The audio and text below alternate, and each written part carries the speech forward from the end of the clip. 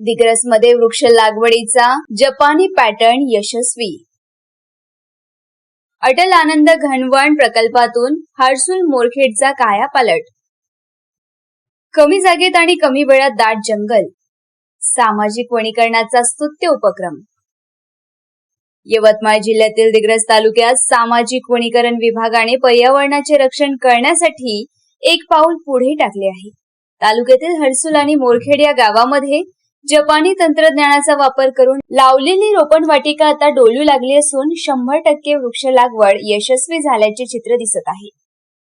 काय आहे जपान तंत्रज्ञान? जपानच्या या विशेष तंत्रज्ञानामुळे कमीत कमी जागेत जास्तीत जास्त वृक्षांची लागवड करता येते।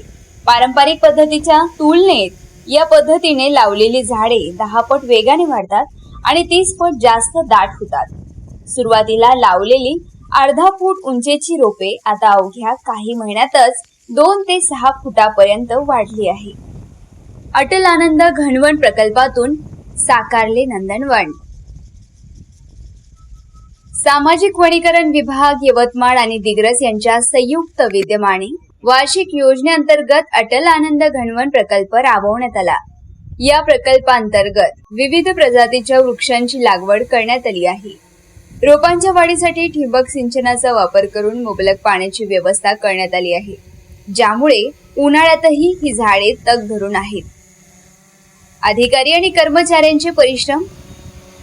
या प्रकल्पाच्या यशाबाबत माहिती देताना दिग्रस सामाजिक वनीकरणाचे वनपरिक्षेत्र अधिकारी सुरेश राठोड म्हणाले की शासनाच्या योजनेतून आम्ही जपानी तंत्रज्ञानाचा वापर करून ही वाटिका तयार केली आहे। कमी वेळेत जास्त झाडे लावल्यामुळे भविष्यात या भागात मोठे जंगल तयार होईल। या कामी वनमजूर गजानन धुमाळ आणि इतर कर्मचाऱ्यांचेही मोलाचे सहकार्य लाभले आहे। मारेगावचे सचिन मेश्राम, दिग्रस, यवतमाळ।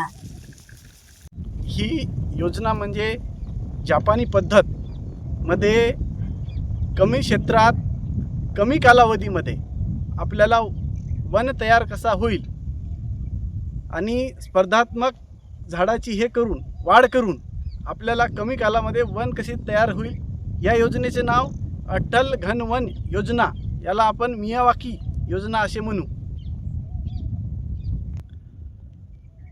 ह्या रोपणाची लागवड आपण ऑक्टोबर 2025 पासून सुरू केलेली आहे आणि जवळपास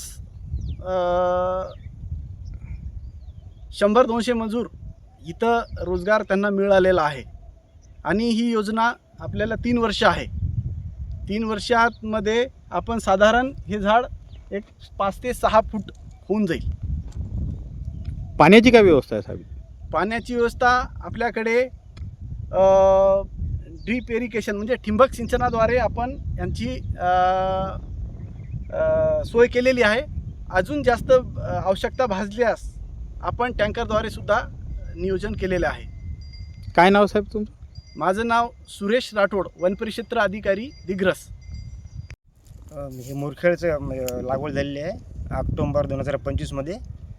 तर ज्यावेळेस लागवड झाली त्यावेळेस झाड होतं अर्धा पाऊण फुटाचं, तर आता झाडाची उंची बघू शकता तुम्ही 4 ते 5-6 फुटापर्यंत आहे। जवळपास 6 महिने होऊन राहिले लागवडीला। इथे रात्रीदिवस राबराब करते सगळे कर्मचारी, मी पण रोजानाच आहे। कोणते कोणते झाड आहे इथं?